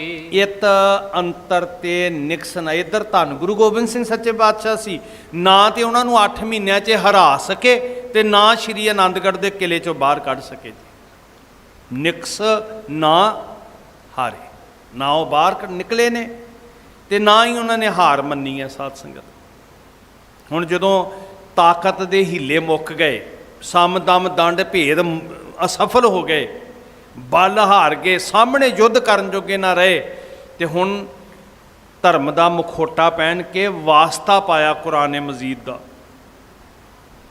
ਜਾਮਨ ਬਣਾ ਕੇ, ਸ਼ਾਦੀ ਬਣਾ ਕੇ, ਇੱਦਾਂ ਦਾ ਵਸੀਲਾ ਵਰਤਣਾ ਚਾਹੁੰਦੇ ਹਨ। ਉਤ ਹਜਰਤ ਤੂਰਨ ਤਾ ਧਾਰੇ। ਸੱਚੇ ਪਾਤਸ਼ਾਹ ਮਹਾਰਾਜ ਜੀ ਨਾ ਹਾਰ ਮੰਨ ਰਹੇ ਨੇ, ਨਾ ਅਨੰਦਪੁਰ ਸਾਹਿਬ ਛੱਡ ਰਹੇ ਨੇ। ਉਧਰ ਬਾਦਸ਼ਾਹ ਕਹਿੰਦਾ ਵੀ ਤੁਰੰਤ ਖਰਚੇ ਬਹੁਤ ਹੋ ਗਏ, ਰਾਜ ਉੱਜੜ ਚੱਲਿਆ, ਫੌਜਾਂ ਬੈਠੀਆਂ ਹੋਈਆਂ, ਦੱਖਣ ਦੀ ਬਗਾਵਤ ਦਬਾਈ ਨਹੀਂ ਜਾ ਰਹੀ, ਕਈ ਪਾਸੇ ਹੋਰ ਬਗਾਵਤਾਂ ਸਿਰ ਚੁੱਕ ਸਕਦੀਆਂ। ਤੇ ਔਰੰਗਜ਼ੇਬ ਕਹਿੰਦਾ ਵੀ ਮੇਰੇ ਵਾਸਤੇ ਇਹ ਸਿੱਖ ਖਤਰਾ ਬਣ ਗਏ ਨੇ, ਕਿਸੇ ਵੀ ਹੀਲੇ ਦੇ ਨਾਲ ਸ਼੍ਰੀ ਅਨੰਦਪੁਰ ਸਾਹਿਬ ਦੀ ਜੰਗ ਨੂੰ ਖਤਮ ਕਰੋ। ਉਹ ਤੂਰਨਤਾਧਾਰੀ ਬੈਠਾ ਹੈ। ਬਾਦਸ਼ਾਹ ਤੁਰੰਤ ਇਸ ਝਮੇਲੇ ਨੂੰ ਨਿਬੇੜਨਾ ਚਾਹੁੰਦਾ ਹੈ। ਦਿਨ ਮਹਿ ਇੱਕ ਦੋਇ ਸ਼ਤਰ ਸੂਰ। ਦਿਨ 'ਚ ਇੱਕ ਦੋ ਅਸਵਾਰ ਜਿਹੜੇ ਸੀ, ਸਾਂਢਣੀ ਜਿਹੜੇ ਸੰਦੇਸ਼ਾ ਲੈ ਕੇ ਜਾਣ ਵਾਲੇ ਸੀ ਜੀ, ਕਦੀ ਇੱਧਰੋਂ ਚਲੇ ਜਾਣ ਜੀ, ਕਦੀ ਰਾਜਿਆਂ ਵੱਲੋਂ ਆ ਜਾਣ, ਕਦੀ ਤੁਰਕ ਫੌਜਾਂ ਵੱਲੋਂ ਆ ਜਾਣ। ਇੱਕ ਦੋ ਬੇਨਤੀ ਕਰਨ ਵਾਲੇ, ਸੁਨੇਹੇ ਲਿਜਾਣ ਵਾਲੇ ਦੂਤ ਜਿਹੜੇ ਸੀ ਜੰਗ ਨੂੰ ਮੁਕਾਉਣ ਵਾਸਤੇ, ਅਨੰਦਪੁਰ ਸਾਹਿਬ ਖਾਲੀ ਕਰਨ ਵਾਸਤੇ, ਉਹ ਯਤਨ ਜਾਰੀ ਸੀ। ਲਗਾਤਾਰ ਗੱਲਬਾਤ ਦਾ ਸਿਲਸਿਲਾ ਜਾਰੀ ਸੀ। ਤੇ ਇੱਕ ਵਾਰੀ ਨਹੀਂ, ਕਿਤੇ ਦਿਨ ਵਿੱਚ ਇੱਕ ਇੱਕ ਦੋ ਦੋ ਤਿੰਨ ਤਿੰਨ ਵਾਰ ਅਸਵਾਰ ਜਾ ਕੇ ਬੇਨਤੀ ਕਰਦੇ ਹੀ ਸੀ ਜੀ, ਸਾਡੀ ਗੱਲ ਮੰਨ ਲਓ ਜੀ, ਸਾਡੀ ਗੱਲ ਮੰਨ ਲਓ ਜੀ, ਅਰਜ਼ਾਂ ਕਰਦੇ ਸੀ। ਪਰ ਆਹ ਜਿਹੜੀ ਤਿਆਰੀ ਔਰੰਗਜ਼ੇਬ ਨੇ ਕੀਤੀ, ਪਹਾੜੀ ਰਾਜਿਆਂ ਨੇ ਕੀਤੀ, ਆਟੇ ਦੀਆਂ ਗਊਆਂ ਵਾਲੀ, ਕੁਰਾਨ ਸ਼ਰੀਫ ਵਾਲੀ, ਇਹ ਬਹੁਤ ਵੱਡਾ ਇੱਕ ਆਖਰੀ ਹਥਿਆਰ ਸੀ ਸਾਧ ਸੰਗਤ। ਵੈਸੇ ਦਿਨ ਦੇ ਵਿੱਚ ਇੱਕ ਦੋ ਛਤਰ ਸੌਰ, ਦਿਨ ਮੈਂ ਇੱਕ ਦੋ ਛਤਰ ਸੌਰ ਸਾਂਢਣੀ ਅਸਵਾਰ ਜਿਹੜੇ ਸੀ, ਜਿਹੜੇ ਸੁਨੇਹਾ ਲਿਜਾਣ ਵਾਲੇ ਸੀ, ਉਹ ਇੱਕ ਦੋ ਜਾਂਦੇ ਹੀ ਜਾਂਦੇ ਸੀ ਦਿਨ ਵਿੱਚ ਬੇਨਤੀ ਕਰਨ ਲਈ। ਭੇਜਤ ਸ਼ਾਹ ਅਹੇ ਬਹੁ ਦੂਰ। ਬਹੁਤ ਵਾਰੀ ਭੇਜਦਾ ਸੀ ਉਹ ਵੀ ਸਤਿਗੁਰੂ ਜੀ ਨੂੰ ਕਹੋ। ਬਾਦਸ਼ਾਹ ਔਰੰਗਜ਼ੇਬ ਇਕੱਲੇ ਪਹਾੜੀ ਰਾਜੇ ਨਹੀਂ, ਪਹਿਲਾਂ ਤੇ ਪਹਾੜੀ ਰਾਜੇ ਆਤਰ ਹੋਏ, ਫਿਰ ਬਾਦਸ਼ਾਹ ਔਰੰਗਜ਼ੇਬ ਆਤਰ ਹੋ ਗਿਆ। ਤੇ ਉਹ ਦਿਨ ਵਿੱਚ ਇੱਕ ਦੋ ਅਸਵਾਰ ਅਕਸਰ ਭੇਜ ਕੇ ਬੇਨਤੀਆਂ ਕਰਦਾ ਹੈ। ਜੇਰ ਦਸਤ ਬੋਲਿਓ ਇੱਕ ਮਾਈ। ਜ਼ਬਰਦਸਤ ਖਾਂ ਕਹਿੰਦਾ ਵੀ ਧੰਨ ਗੁਰੂ ਗੋਬਿੰਦ ਸਿੰਘ ਸੱਚੇ ਪਾਤਸ਼ਾਹ ਆਪਣੀ ਮਾਤਾ ਜੀ ਦਾ ਬੜਾ ਸਤਿਕਾਰ ਕਰਦੇ। ਇੱਕ ਮਾਈ, ਮਾਂ ਜੀ, ਮਾਂ ਗੁਜਰੀ ਜੀ ਜੇ ਕਿਤੇ ਕਹਿਣ ਤੇ ਫਿਰ ਗੁਰੂ ਸਾਹਿਬ ਜੀ ਮੰਨ ਸਕਦੇ ਆ। ਇਸ ਵਾਸਤੇ ਕੋਈ ਵਾਸਤਾ ਪਾਓ, ਕੋਈ ਹੀਲਾ ਵਰਤੋ, ਮਾਤਾ ਜੀ ਨੂੰ ਮਨਾ ਲੈਣਾ ਚਾਹੀਦਾ ਹੈ। ਸਤਿਗੁਰੂ ਜੀ ਮਾਤਾ ਜੀ ਦਾ ਬਚਨ ਨਹੀਂ ਮੋੜਦੇ। ਨਿਕਸਿਓ ਚਾਹੇ ਸਿੰਘ ਸਮੁਦਾਈ। ਸਿੰਘ ਤੇ ਨਿਕਲਣਾ ਚਾਹੁੰਦੇ ਆ, ਇਹਦੇ 'ਚ ਕੋਈ ਸ਼ੱਕ ਨਹੀਂ। ਕੁਝ ਸਿੰਘਾਂ ਦੀ ਵਿਚਾਰ ਸੀ, ਜਾਨਾਂ ਹੁੱਲਣ ਵਾਲੇ, ਕੁਰਬਾਨ ਹੋਣ ਵਾਲੇ ਭਾਵੇਂ ਸਾਰੇ ਹੀ ਸਨ, ਪਰ ਕੁਝ ਦੀ ਵਿਚਾਰ ਸੀ ਵੀ ਬਾਹਰ ਨਿਕਲ ਕੇ ਸ਼ਾਇਦ ਕੁਝ ਭੋਜਨ ਦਾ ਆਸਰਾ ਬਣ ਜੇ, ਆਰ ਬਣ ਜੇ। ਤੋ ਖਬਰਾਂ ਸੀ। ਜ਼ਬਰਦਸਤ ਖਾਂ ਕਹਿੰਦਾ ਵੀ ਜਿਹੜੇ ਸਿੰਘ ਨੇ ਕੁਝ, ਉਹ ਸ਼੍ਰੀ ਅਨੰਦਪੁਰ ਸਾਹਿਬ ਤੋਂ ਬਾਹਰ ਨਿਕਲਣਾ ਚਾਹੁੰਦੇ ਹਨ। ਰਹੇ ਸੋ ਉਦਰ ਅੰਨ ਬਹੀਨੇ। ਇਹ ਵੀ ਪਤਾ ਸੀ ਕਿ ਰਾਸ਼ਨ ਮੁੱਕਿਆਂ ਨੂੰ ਬਹੁਤ ਸਮਾਂ ਗੁਜ਼ਰ ਗਿਆ। ਸਿੰਘ ਡਾਢੇ ਭੁੱਖ ਨਾਲ ਆਤਰ ਨੇ, ਘੇਰਾ ਹੀ ਇਸ ਲਈ ਘੱਤਿਆ ਹੋਇਆ ਸੀ। ਤੋ ਜ਼ਬਰਦਸਤ ਖਾਂ ਕਹਿੰਦਾ ਵੀ ਇੱਕ ਗੱਲ ਤੇ ਪੱਕੀ ਹੈ, ਭਾਵੇਂ ਸਿੰਘ ਹੱਠ ਨਾਲ ਬੈਠੇ ਹੋਏ ਆ, ਪਰ ਸਿੰਘਾਂ ਦੇ ਕੋਲੋਂ ਰਾਸ਼ਨ ਜ਼ਰੂਰ ਮੁੱਕ ਚੁੱਕਿਆ ਹੈ। ਗਏ ਵਕੀਲ ਦੇਖ ਸਭ ਚੀਨੇ। ਗਏ ਵਕੀਲ, ਜਿਹਨੇ ਦੂਤ ਜਾਂਦੇ ਸੀ, ਕੁਦਰਤੀ ਹੈ ਜੀ, ਸਿੰਘਾਂ ਦੇ ਸਰੀਰਾਂ ਤੋਂ ਪਤਾ ਲੱਗ ਰਿਹਾ ਸੀ ਦੁਰਬਲ ਹੋ ਗਏ ਨੇ, ਭੁੱਖ ਦੇ ਸਤਾਏ ਹੋਏ ਨੇ। ਜਿੰਨੇ ਦੂਤ ਜਾਂਦੇ ਸੀ ਸਾਰਿਆਂ ਨੇ ਆ ਕੇ ਦੱਸਿਆ ਵੀ ਸਿੰਘ ਜਿਹੜੇ ਨੇ ਉਹ ਸਰੀਰ ਕਰਕੇ ਭੁੱਖ ਦੇ ਭੰਨੇ ਹੋਏ ਹਨ। ਭੀਮ ਚੰਦ ਕਹਿ ਸੁਨੋ ਨਵਾਬ। ਹੁਣ ਜਿਹੜਾ ਕਹਿਲੂਰੀਆ ਰਾਜਾ ਸੀ, ਅਜਮੇਰ ਚੰਦ ਉਸ ਵੇਲੇ ਰਾਜ ਗੱਦੀ ਤੇ ਸੀ। ਪਿਤਾ ਦਾ ਨਾਂ ਉਹਨਾਂ ਸਮਿਆਂ ਦੇ ਵਿੱਚ ਨਾਲ ਜੋੜਿਆ ਜਾਂਦਾ ਸੀ, ਭੀਮ ਚੰਦ ਦਾ ਪੁੱਤਰ। ਸੋ ਕਹਿਲੂਰੀਆ ਰਾਜਾ ਕਹਿੰਦਾ ਹੈ ਸਾਰੇ ਨਵਾਬਾਂ ਨੂੰ ਵੀ ਤੁਸੀਂ ਮੇਰੀ ਗੱਲ ਸੁਣੋ, ਇਸ ਕਾਰਜ ਕੋ ਕਰੋ ਸ਼ਿਤਾਬ। ਕਹਿੰਦੇ ਵੀ ਇਹ ਕਾਰਜ ਸਾਨੂੰ ਛੇਤੀ ਕਰਨਾ ਚਾਹੀਦਾ। ਸ਼ਿਤਾਬ ਦਾ ਅਰਥ ਹੈ ਛੇਤੀ। ਇਸ ਕਾਰਜ ਕੋ ਕਰੋ ਸ਼ਿਤਾਬ। ਸ਼੍ਰੀ ਅਨੰਦਪੁਰ ਸਾਹਿਬ ਨੂੰ ਖਾਲੀ ਕਰਾਉਣ ਵਾਲਾ ਕਾਰਜ ਵੱਡਾ ਕਿਉਂਕਿ ਕਹਿਲੂਰ ਰਿਆਸਤ ਦੇ ਵਿੱਚ ਸੀ ਸ਼੍ਰੀ ਅਨੰਦਪੁਰ ਸਾਹਿਬ, ਤੇ ਸਭ ਤੋਂ ਵੱਡੀ ਮਾਰ ਜਿਹੜੀ 8 ਮਹੀਨਿਆਂ ਤੋਂ ਲੱਖਾਂ ਦੇ ਦਲ ਦੇ ਢੁੱਕਣ ਦੀ ਪੈ ਰਹੀ ਸੀ। ਜੇ ਕੋਈ ਰਿਆਸਤ ਉੱਤੇ ਬਹੁਤਾ ਬੋਝ ਪੈ ਰਿਹਾ ਸੀ, ਖੇਤੀ ਉੱਜੜ ਗਈ ਸੀ, ਰੁੱਖ ਲੱਕੜਾਂ ਮੁੱਕ ਚੁੱਕੀਆਂ ਸੀ, ਉਹ ਕਹਿਲੂਰੀਏ ਨੂੰ ਜ਼ਿਆਦਾ ਪੈ ਰਿਹਾ ਸੀ। ਤੇ ਕਹਿਲੂਰੀਆ ਕਹਿੰਦਾ ਵੀ ਇਸ ਜੰਗ ਦਾ ਅੰਤ ਛੇਤੀ ਕੀਤਾ ਜਾਵੇ। ਮੋਰ ਵਕੀਲ ਮਾਤ ਸਮਝਾਈ। ਮੈਂ ਬੇਨਤੀ ਕਰਦਾ, ਮੈਂ ਆਪਣੇ ਪ੍ਰੋਹਤ ਨੂੰ, ਪੁਜਾਰੀ ਨੂੰ, ਦੂਤ ਨੂੰ ਭੇਜਦਾ, ਉਹ ਮਾਤਾ ਜੀ ਨੂੰ ਜ਼ਰੂਰ ਅਰਜ਼ ਕਰਨਗੇ। ਅਸ ਨਹਿ ਹੋਏ ਬਹੁਰ ਫਿਰ ਜਾਈ। ਕਹਿੰਦੇ ਵੀ ਸਾਨੂੰ ਸਮਾਂ ਨਹੀਂ ਗਵਾਉਣਾ ਚਾਹੀਦਾ। ਰਾਜੇ ਕਹਿੰਦੇ, ਅਜਮੇਰੀਆ ਕਹਿਲੂਰੀਆ ਕਹਿੰਦਾ ਅਜਮੇਰ ਚੰਦ, ਕਿਤੇ ਇਹ ਨਾ ਹੋਵੇ ਵੀ ਜਿਹੜੇ ਸਿੰਘ ਹੁਣ ਚੰਦਕੂ ਕਹਿ ਰਹੇ ਨੇ ਵੀ ਚਲੋ ਬਾਹਰ ਨਿਕਲ ਜਾਣਾ ਚਾਹੀਦਾ, ਤੇ ਉਹ ਵੀ ਕਹਿਣ ਵੀ ਚਲੋ ਨਹੀਂ ਅਸੀਂ ਅੰਦਰੇ ਸ਼ਹੀਦ ਹੋਵਾਂਗੇ। ਪਤਾ ਨਹੀਂ ਕਿੰਨੇ ਕੁ ਮਹੀਨੇ ਫਿਰ ਬੈਠੇ ਰਹਿਣ। ਤੋ ਇਸ ਵਾਸਤੇ ਇਸ ਕਾਰਜ ਵਿੱਚ, ਅਨੰਦਪੁਰ ਸਾਹਿਬ ਖਾਲੀ ਕਰਾਉਣ ਦੇ ਕਾਰਜ ਵਿੱਚ ਦੇਰੀ ਨਹੀਂ ਕਰਨੀ ਚਾਹੀਦੀ। ਇੱਕ ਇੱਕ ਦਿਨ ਦਾ ਖਰਚਾ ਝੱਲਣਾ, ਮਾਰ ਝੱਲਣੀ ਕਹਿਲੂਰੀਏ ਵਾਸਤੇ ਔਖੀ ਹੋ ਗਈ ਸੀ। ਉਹ ਜਾਂਦਾ ਵੀ ਸ਼ੀਘਰਤਾ ਦੇ ਨਾਲ, ਉਧਰ ਔਰੰਗਜ਼ੇਬ ਦੀ ਵੀ ਜਿਹੜੀ ਵਿਪਤਾ ਆ ਸਾਰੇ ਦੇਸ਼ ਦੀ, ਉਹ ਵੱਧਦੀ ਪਈ ਸੀ। ਵੀ ਦੇਰੀ ਨਾ ਲੱਗੇ, ਅਨੰਦਪੁਰ ਸਾਹਿਬ ਖਾਲੀ ਕਰਵਾ ਲਿਆ ਜਾਏ। ਕਹਿਓ ਵਜੀਦ ਕਰਹੁ ਅਬ ਤਿਆਰ। ਕਹਿੰਦੇ ਦੂਤ ਤਿਆਰ ਕਰੋ, ਜਿਹੜੇ ਅੰਦਰ ਜਾਣ, ਜਿਹੜੇ ਵਾਸਤਾ ਪਾਉਣ ਧਰਮ ਦਾ, ਜਿਹੜੇ ਆਪਣੇ ਹੀਲੇ ਨੂੰ ਵਸੀਲੇ ਨੂੰ ਵਰਤਣ, ਉਹ ਦੂਤ ਤਿਆਰ ਕੀਤੇ ਜਾਣ। ਸੈਯਦ ਦਿਜਬਰ ਲੀਨ ਹਕਾਰ। ਇੱਕ ਦਿਜਬਰ, ਇੱਕ ਬ੍ਰਾਹਮਣ ਤੇ ਇੱਕ ਕਾਜੀ। ਮੈਂ ਬੇਨਤੀ ਕਰਨੀ ਚਾਹੁੰਦਾ ਗੁਰਮੁਖ ਪਿਆਰਿਓ, ਇਹ ਭੇਖ ਭਾਵੇਂ ਬ੍ਰਾਹਮਣ ਕਾਜੀ ਦਾ ਹੋ ਸਕਦਾ, ਪਰ ਅਸਲ ਵਿੱਚ ਇਹ ਉਹ ਲੋਕ ਨੇ ਜਿਨ੍ਹਾਂ ਨੇ ਰਾਜਿਆਂ ਦੀ ਛਤਰ ਛਾਇਆ ਹੇਠ ਆਪਣੀਆਂ ਜ਼ਮੀਰਾਂ ਨੂੰ ਮਾਰ ਦਿੱਤਾ ਹੋਇਆ।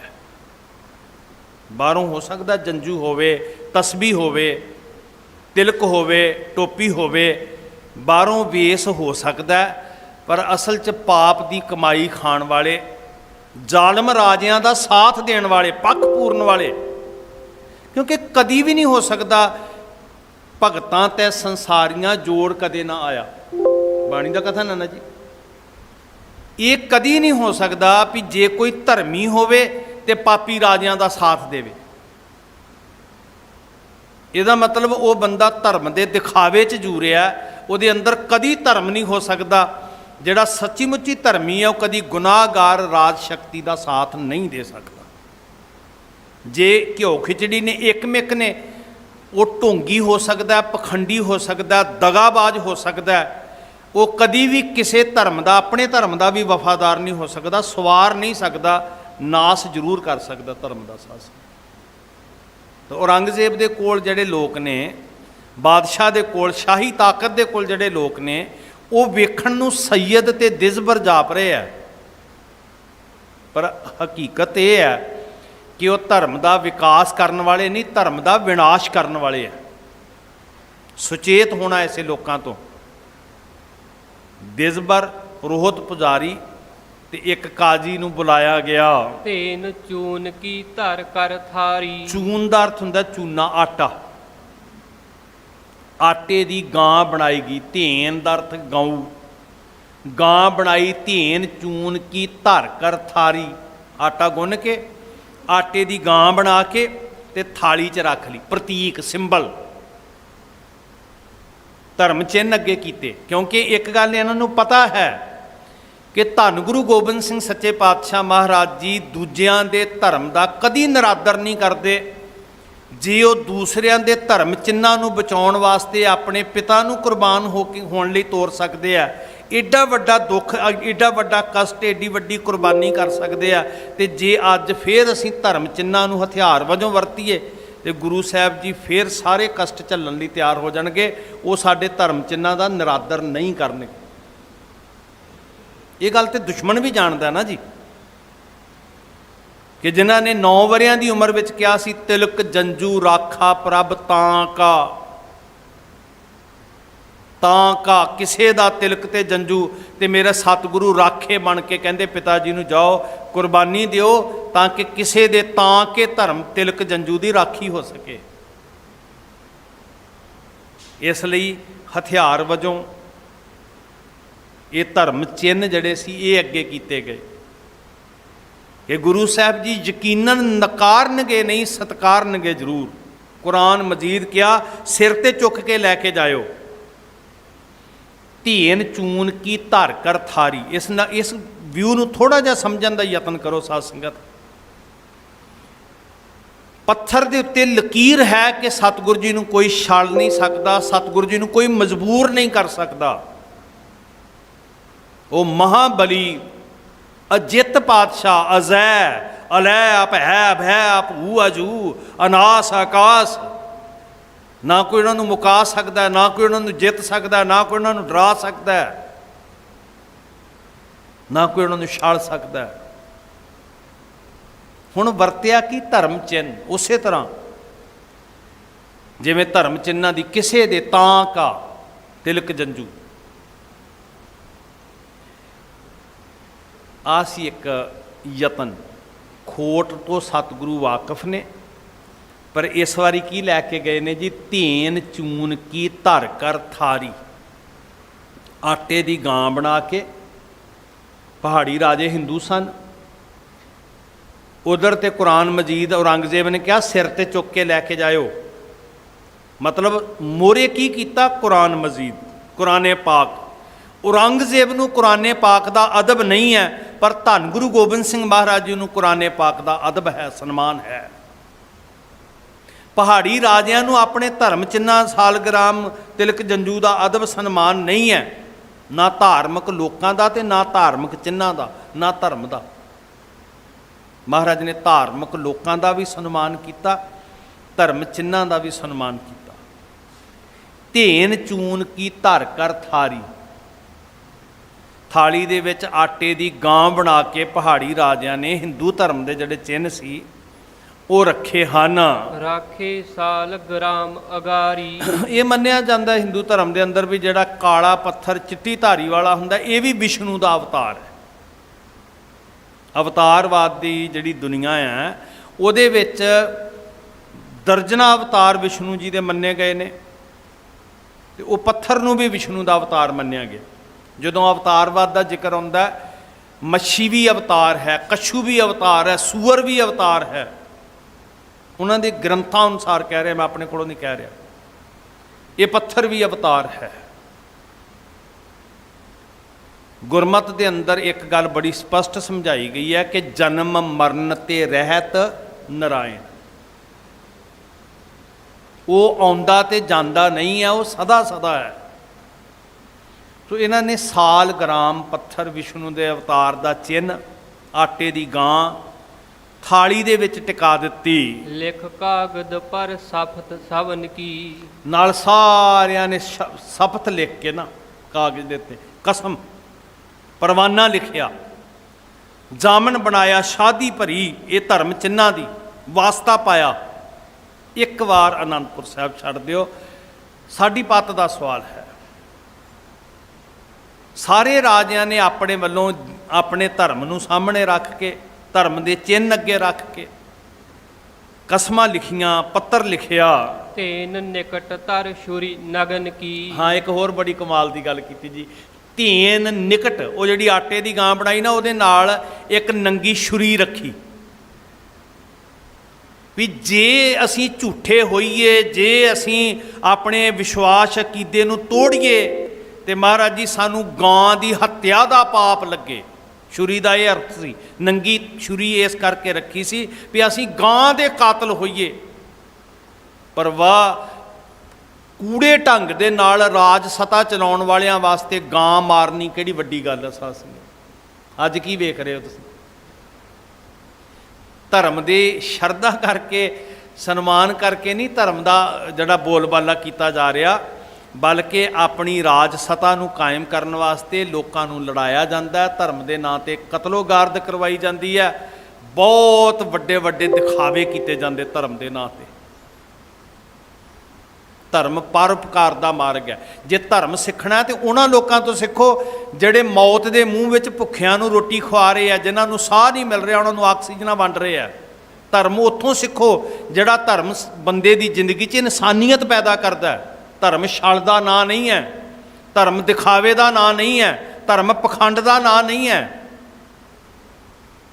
ਧਰਮ ਮਨੁੱਖੀ ਜ਼ਿੰਦਗੀ ਦੀਆਂ ਕਦਰਾਂ ਕੀਮਤਾਂ ਸਿਖਾਉਂਦਾ ਹੈ, ਮਰਦਿਆਂ ਹੋਇਆਂ ਨੂੰ ਦਰਦਵੰਦਾਂ ਦੇ ਦਰਦ ਵੰਡਾਉਂਦਾ ਹੈ। ਆਓ ਦੁਨੀਆ ਨੂੰ ਸਿਖਾਈਏ ਧਰਮ। ਸਿੱਖੋ ਦਿੱਲੀ ਦੇ ਗੁਰੂ ਘਰਾਂ ਦੇ ਵਿੱਚੋਂ, ਸੇਵਾ ਨਿਭਾਉਣ ਵਾਲਿਆਂ ਕੋਲੋਂ। ਇਹ ਕੋਈ ਫਿਰਕੂ ਪਾੜੇ ਪਾਉਣ ਵਾਸਤੇ ਨਹੀਂ ਹੁੰਦਾ ਧਰਮ, ਸਾਧ ਸੰਗਤ। ਪਰ ਜਿਨ੍ਹਾਂ ਲੋਕਾਂ ਨੇ ਧਰਮ ਨੂੰ ਨਿਰੋਲ ਵਰਤਣਾ ਹੁੰਦਾ, ਉਹ ਕਿਤੇ ਵੀ ਵਰਤ ਸਕਦੇ ਨੇ। ਉਹ ਮਨੁੱਖਾਂ ਨੂੰ ਮਰਵਾ ਸਕਦੇ ਨੇ, ਲੜਾ ਸਕਦੇ ਨੇ, ਦੰਗੇ ਕਤਲ ਕਰਵਾ ਸਕਦੇ ਨੇ, ਉਹ ਲੋਕਾਂ ਨੂੰ ਉਕਸਾ ਸਕਦੇ ਨੇ। ਉਹੀ ਦਿੱਲੀ ਦੀਆਂ ਗਲੀਆਂ ਜਿੱਥੇ ਉਕਸਾ ਕੇ ਦਸਤਾਰਾਂ ਵਾਲਿਆਂ ਦੇ ਗਲਾਂ 'ਚ ਟਾਇਰ ਪਾ ਪਾ ਕੇ ਜੁੰਦੇ ਸਾੜਿਆ ਜਾ ਰਿਹਾ ਸੀ, ਅੱਜ ਉਹੀ ਲੋਕ ਵੇਖ ਰਹੇ ਨੇ ਕਿ ਦਸਤਾਰਾਂ ਵਾਲੇ ਆਉਣਗੇ ਤੇ ਸਾਡੀ ਜ਼ਿੰਦਗੀ ਬਚਾਉਣਗੇ। ਔਰ ਧਰਮ ਵਾਕਈ ਬੋਲ ਕੇ ਨਹੀਂ ਦੱਸਿਆ ਜਾਂਦਾ, ਧਰਮ ਕਮਾ ਕੇ ਦੱਸਿਆ ਜਾਂਦਾ। ਸਾਧ ਸੰਗਤ, ਠੀਕ ਹੈ, ਧਰਮ ਦਾ ਬੋਧ ਦੁਨੀਆ ਤੱਕ ਹੋਵੇ, ਪ੍ਰਚਾਰ ਇੱਕ ਮਾਧਿਅਮ ਹੈ, ਪਰ ਸਿੱਖੀ ਦਾ ਅਸਲ ਪ੍ਰਚਾਰ, ਸਾਧ ਸੰਗਤ, ਇੱਕ ਸਿੱਖ ਲੱਖਾਂ ਕਰੋੜਾਂ ਲੋਕਾਂ ਵਿੱਚ ਪ੍ਰਦੇਸ਼ਾਂ 'ਚ ਚਲਿਆ ਜਾਂਦਾ ਸੀ, ਸਾਰੀ ਦੁਨੀਆ ਸਿੱਖੀ ਦੇ ਗੁਣਾਂ ਤੋਂ ਜਾਣੂ ਹੋ ਜਾਂਦੀ ਸੀ। ਧਰਮ ਸਿੱਖ ਕਮਾ ਕੇ ਦੱਸ ਰਹੇ ਆ। ਇਹ ਗੁਰੂ ਸਾਹਿਬ ਜੀ ਦੇ ਸਾਨੂੰ ਆਦੇਸ਼ ਨੇ। ਸਾਧ ਸੰਗਤ ਜੀ, ਹੁਣ ਕੀਤਾ ਕੀ ਜੀ, ਇਹ ਅਖੌਤੀ ਰਾਜਨੀਤਿਕਾਂ ਨੇ ਆਟੇ ਦੀ ਗਾਂ ਬਣਾਈ। ਧੀਨ ਚੂਨ ਕੀ ਧਰ ਕਰ ਥਾਰੀ, ਰਾਖੇ ਸਾਲ ਗ੍ਰਾਮ ਅਗਾਰੀ, ਲਿਖ ਕਾਗਦ ਪਰ ਸਫਤ ਸਬਨ ਕੀ, ਧੀਨ ਨਿਕਟ ਧਰ ਛੁਰੀ ਨਗਨ ਕੀ। ਅਸੀਂ ਜੀ ਗਾਂ ਦੇ ਕਾਤਲ ਹੋਵਾਂਗੇ ਜੇ ਅਸੀਂ ਝੂਠ ਬੋਲੀਏ। ਅਸੀਂ ਗਾਂ ਨੂੰ ਜਾਮਨ ਬਣਾਉਂਦੇ ਹਾਂ ਜੀ। ਗਾਂ ਹਮਾਰੀ ਮਾਂ ਹੈ, ਰਾਜ ਬਚਾਉਣ ਵਾਸਤੇ ਗਾਂ ਮਾਂ ਬਣ ਗਈ। ਉੱਦਾਂ ਭਾਵੇਂ ਹੱਡ ਰੁਲਦੇ ਹੋਣ, ਇੱਥੇ ਵੇਖਦੇ ਹੋ ਤੁਸੀਂ ਸੜਕਾਂ 'ਤੇ। ਸੋ ਇਹ ਹੈ ਛਲ, ਧੋਖਾ, ਠੱਗੀ, ਫਰੇਬ। ਦੁਨੀਆ ਦੇ ਲੋਕ, ਕੋਈ ਇਹ ਨਹੀਂ ਕਿ ਇੱਕ ਫਿਰਕੇ ਨੂੰ ਬਚਣ ਦੀ ਲੋੜ ਹੈ, ਸਾਰਿਆਂ ਨੂੰ ਬਚਣ ਦੀ ਲੋੜ ਹੈ। ਹਿੰਦੂ ਵੀਰਾਂ ਨੂੰ ਵੀ ਬੇਨਤੀ ਕਰਦਾ, ਜਿਹੜੇ ਲੋਕ ਇੱਦਾਂ ਝੂਠੀਆਂ ਗੱਲਾਂ ਕਰਕੇ, ਧੋਖਾ ਕਰਕੇ ਲੋਕਾਂ ਨੂੰ ਛਲਣਾ ਚਾਹੁੰਦੇ ਨੇ ਨਾ, ਮੈਂ ਸੇਵਾਦਾਰ ਹੋਣ ਦੇ ਨਾਤੇ ਬੇਨਤੀ ਕਰਦਾ, ਤੁਹਾਡਾ ਭਲਾ ਇਹਦੇ ਵਿੱਚ ਹੈ। ਇਸ ਛਲ ਤੋਂ ਬਚੋ ਤੇ ਧਰਮ ਦੇ ਪਰਉਪਕਾਰ ਨੂੰ ਸਮਝੋ, ਧਰਮ ਦੀ ਨੇਕੀ ਨੂੰ ਸਮਝੋ। ਧਰਮ ਦਇਆ ਤੋਂ ਬਿਨਾਂ ਜਨਮ ਨਹੀਂ ਲੈਂਦਾ, ਧਰਮ ਨਫ਼ਰਤ ਵਿੱਚ ਨਹੀਂ ਪਲਦਾ। ਧੌਲ ਧਰਮ ਦਇਆ ਕਾ ਪੂਤ ਕਿਹਾ ਸੀ ਬਾਬੇ ਨੇ, ਤੇ ਜਿੱਥੇ ਦਇਆ ਨਹੀਂ, ਨਫ਼ਰਤ ਵਿੱਚੋਂ ਧਰਮ ਕਿਵੇਂ ਜਨਮ ਲਏਗਾ ਵੀ। ਇਹਦੀ ਬਿਲਡਿੰਗ ਮਾੜੀ ਹੈ, ਇਹਨੂੰ ਢਾਹ ਦਿਓ, ਮੇਰੀ ਬਣਾ ਦਿਓ। ਇਹਦਾ ਭਗਵਾਨ ਮਾੜਾ ਹੈ, ਮੇਰਾ ਭਗਵਾਨ ਚੰਗਾ ਹੈ। ਇਹਦਾ ਧਰਮ ਬੁਰਾ ਹੈ, ਮੇਰਾ ਭਲਾ ਹੈ।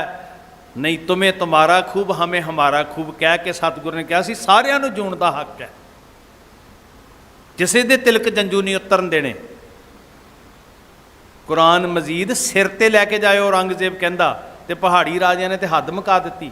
ਗਾਂ ਵੀ ਰੱਖੀ, ਵਿਸ਼ਨੂੰ ਦਾ ਅਵਤਾਰ ਵੀ ਰੱਖਿਆ। ਭਗਵਾਨ ਭੇਜ ਰਹੇ ਹਾਂ ਜੀ ਅਸੀਂ, ਕਾਹਦੇ ਵਾਸਤੇ? ਸਤਾ ਬਚਾਉਣ ਵਾਸਤੇ। ਸੱਤ ਵਾਸਤੇ ਨਹੀਂ ਭਗਵਾਨ, ਸਤਾ ਵਾਸਤੇ ਭਗਵਾਨ। ਸੁਚੇਤ ਕਦੋਂ ਹੋਏਗਾ ਸੰਸਾਰ ਜੀ? ਜਾਗੇਗਾ ਕਦੋਂ? ਸੱਚ ਤੇ ਕੰਧ ਤੇ ਲਿਖਿਆ ਪਿਆ ਤੁਹਾਡੇ ਸਾਹਮਣੇ ਉਜਾਗਰ ਹੈ। ਫਿਰ ਵਕਤ ਆਉਂਦਾ ਤੇ ਬੰਦਾ ਅੱਖਾਂ ਮੀਟ ਲੈਂਦਾ। ਜ਼ਮੀਰਾਂ ਨੇ ਨਾ, ਕਿਸੇ ਦੀਆਂ ਗੱਲਾਂ ਵਿੱਚ ਛਲੀਆਂ ਜਾਂਦੀਆਂ, ਕਿਸੇ ਦੀਆਂ ਬੋਤਲ ਤੇ ਵਿਕ ਜਾਂਦੀਆਂ, ਕਿਸੇ ਦੀਆਂ ਟਕਿਆਂ ਤੇ ਵਿਕ ਜਾਂਦੀਆਂ, ਤੇ ਆਪਣੇ ਆਉਣ ਵਾਲੀਆਂ ਪੀੜ੍ਹੀਆਂ ਦੀਆਂ ਜੜ੍ਹਾਂ ਜਿਹੜੀਆਂ ਨੇ ਉਹ ਅਸੀਂ ਆਪ ਵੱਢੀ ਤੁਰੇ ਜਾ ਰਹੇ ਹਾਂ। ਜਿੰਨੀ ਦੇਰ ਸੰਸਾਰ ਗੁਰੂ ਸਾਹਿਬ ਨੇ ਜਗਾਇਆ ਹੀ ਤੇ ਸੀ, ਹੋਰ ਕੀ ਕੀਤਾ ਸੀ ਜੀ? ਕਿਉਂ ਉਹਨਾਂ ਨੇ ਕਹਿਣਾ ਸੀ ਕਿ ਬਾਬਰ ਤੂੰ ਜਾਬਰ ਹੈ? ਉਹ ਵੀ ਗੁਫਾ 'ਚ ਬਹਿ ਕੇ ਨਾਮ ਜਪਦੇ। ਤੇ ਜੇ ਇਸ ਤਰ੍ਹਾਂ ਅੱਜ ਹੋਏਗਾ, ਕਹਿਣਗੇ ਲਓ ਜੀ ਤੁਸੀਂ ਤੇ ਮਾਲਾ ਫੇਰੋ, ਤੁਸੀਂ ਕੀ ਲੈਣਾ ਇਹ ਗੱਲਾਂ ਕਰਕੇ। ਪਰ ਮੇਰੇ ਗੁਰੂ ਗੋਬਿੰਦ ਸਿੰਘ ਕਰਦੇ ਨੇ, ਗੁਰੂ ਨਾਨਕ ਸਾਹਿਬ ਕਰਦੇ ਨੇ। ਗੁਰੂ ਨਾਨਕ ਜੋਤ ਲਗਾਤਾਰ ਕਰਦੀ 250 ਸਾਲ ਇਹ ਗੱਲ, ਅੱਜ ਵੀ ਕਰ ਰਹੀ ਹੈ, ਅੱਜ ਵੀ ਬੋਲਦੇ ਸ਼੍ਰੀ ਗੁਰੂ ਗ੍ਰੰਥ ਸਾਹਿਬ ਮਹਾਰਾਜ।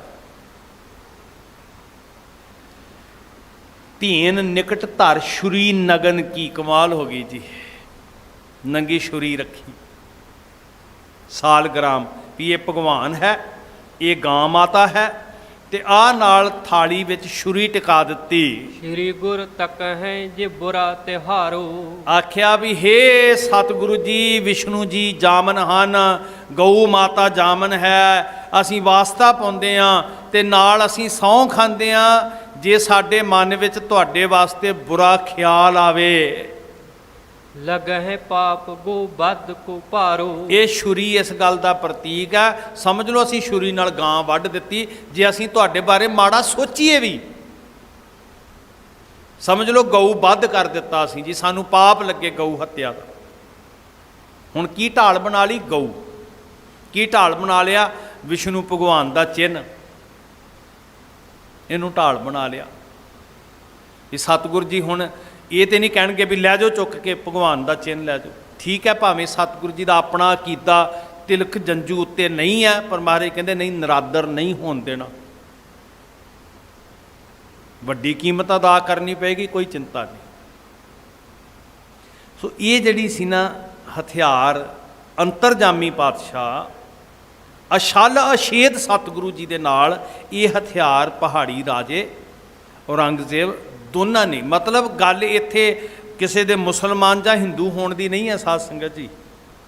ਗੱਲ ਹੈ ਉਹ ਲਾਲਾਂ ਟਪਕਦੀਆਂ ਜਿਹੜੀਆਂ ਰਾਜ ਸਤਾ ਵਾਸਤੇ ਹੈ, ਤੇ ਜਿਹੜੀਆਂ ਧਰਮ ਦੇ ਅਕੀਦੇ ਤੋਂ ਬੰਦੇ ਨੂੰ ਡੁਲਾ ਦਿੰਦੀਆਂ ਨੇ, ਉਹ ਕਿਸੇ ਦੇ ਅੰਦਰੋਂ ਵੀ ਟਪਕ ਸਕਦੀਆਂ। ਫਿਰ ਉਹਨਾਂ ਵਾਸਤੇ ਧਰਮ ਕੀ ਹੁੰਦਾ? ਖਿਲਾਉਣਾ। ਲੋਗਨ ਰਾਮ ਖਿਲਾਉਣਾ ਜਾਣਾ, ਖਿਲਾਉਣਾ। ਜਦੋਂ ਲੋੜ ਪਈ ਉਦੋਂ ਉਹ ਛੁੰਛਣੇ ਵਾਂਗੂ ਫੜ ਲਿਆ, ਤੇ ਜਦੋਂ ਨਹੀਂ ਲੋੜ ਉਦੋਂ ਵਗਾ ਕੇ ਸੁੱਟ ਦਿੱਤਾ। ਜਦੋਂ ਲੋੜ ਪਈ ਉਦੋਂ ਧਰਮ ਚੇਤੇ ਆ ਗਿਆ, ਜਦੋਂ ਨਹੀਂ ਲੋੜ ਪਈ ਉਦੋਂ ਧਰਮ ਨਾਲ ਕੋਈ ਵਾਸਤਾ ਨਹੀਂ। ਤੋ ਸੱਚੇ ਪਾਤਸ਼ਾਹ ਮਹਾਰਾਜ ਵੱਲ ਭੇਜਣ ਲਈ ਇਹ ਤਿਆਰੀ ਕੀਤੀ ਤੇ ਕਿਹਾ ਲੱਗੈ ਪਾਪ ਗੋਬਧ ਕੋ ਭਾਰੀ, ਸ਼੍ਰੀ ਗੁਰੂ ਤਕੈ ਜੇ ਬੁਰਾ ਤਿਹਾਰੋ। ਜੇ ਅਸੀਂ ਫੁਰਨਾ ਵੀ ਲਈਏ ਤੁਹਾਡੇ ਮਾੜੇ ਦਾ ਤੇ ਸਾਨੂੰ ਗਊ ਹੱਤਿਆ ਦਾ ਪਾਪ ਲੱਗੇ। ਸਭ ਹਮ ਪਰਹਿ ਧਰਮ ਤੇ ਦੂਰ। ਮਹਾਰਾਜ ਅਸੀਂ ਅਸਲ 'ਚ ਧਰਮ ਤੋਂ ਦੂਰ ਹੋ ਗਏ ਸੀ, ਤਾਂ ਅਸੀਂ ਗਲਤੀ ਕਰ ਲਈ। ਹੁਣ ਅਸੀਂ ਧਾਰਮਿਕ ਚਿੰਨ੍ਹਾਂ ਦਾ, ਧਰਮ ਦਾ ਵਾਸਤਾ ਪਾਉਂਦੇ ਹਾਂ, ਤੁਹਾਨੂੰ ਆਪਣੇ ਭਗਵਾਨ ਦਾ ਵਾਸਤਾ ਪਾਉਂਦੇ ਹਾਂ। ਸਾਲਗ੍ਰਾਮ ਵਿਸ਼ਨੂੰ ਜੀ ਮਹਾਰਾਜ ਦਾ, ਗਊ ਮਾਤਾ ਦਾ, ਉਹ ਕਹਿੰਦੇ ਅਸੀਂ ਕੁਰਾਨ ਮਜੀਦ ਦਾ ਵਾਸਤਾ ਪਾਉਂਦੇ ਹਾਂ। ਹੁਣ ਸਾਧ ਸੰਗਤ ਜੀ ਇੱਕ ਕਿਰਦਾਰ ਹੈ ਨਾ ਜੀ, ਇੱਕ ਕਿਰਦਾਰ ਹੈ, ਤੇ ਉਹ ਕਿਰਦਾਰ ਕਹਿੰਦਾ ਵੀ ਨਹੀਂ, ਮੈਂ ਕੁਰਾਨ ਮਜੀਦ ਨੂੰ ਨਹੀਂ ਠੁਕਰਾ ਸਕਦਾ, ਮੈਂ ਕਿਸੇ ਦੇ ਅਕੀਦੇ ਦੇ ਨਾਲ ਨਹੀਂ ਖੇਡ ਸਕਦਾ। ਇਹ ਕਿਰਦਾਰ ਹੈ ਸਿੱਖ ਦਾ। ਦੋਨਾਂ ਨੇ ਇਹ ਹਥਿਆਰ ਵਜੋਂ ਧਰਮ ਦੇ ਇਹਨਾਂ ਪਵਿੱਤਰ ਚਿੰਨ੍ਹ ਸੀ ਉਹਨਾਂ ਵਾਸਤੇ। ਵੇਖੋ ਧਰਮ ਵਾਸਤੇ ਤੇ ਪਵਿੱਤਰ ਹੀ ਨੇ ਨਾ ਜੀ। ਜਿਹੜੇ ਨਹੀਂ ਮੰਨਣ ਵਾਲੇ ਉਹਨਾਂ ਵਾਸਤੇ ਤੇ ਆਟੇ ਦੀ ਗਾਂ ਕੋਈ ਅਰਥ ਨਹੀਂ ਰੱਖਦੀ। ਪਰ ਜਿਹੜੇ ਅਕੀਦੇ, ਹੁਣ ਗੁਰੂ ਸਾਹਿਬ ਜੀ ਨੂੰ ਪੁੱਛੋ ਤੇ ਉਹ ਕਹਿੰਦੇ ਆ ਵੀ ਚੌਕੜ ਮੁੱਲ ਤਾਗਾ ਜਿਹੜਾ ਉਹ 4 ਕੌਡੀਆਂ ਦਾ ਤੂੰ ਖਰੀਦ ਲੈਂਦਾ।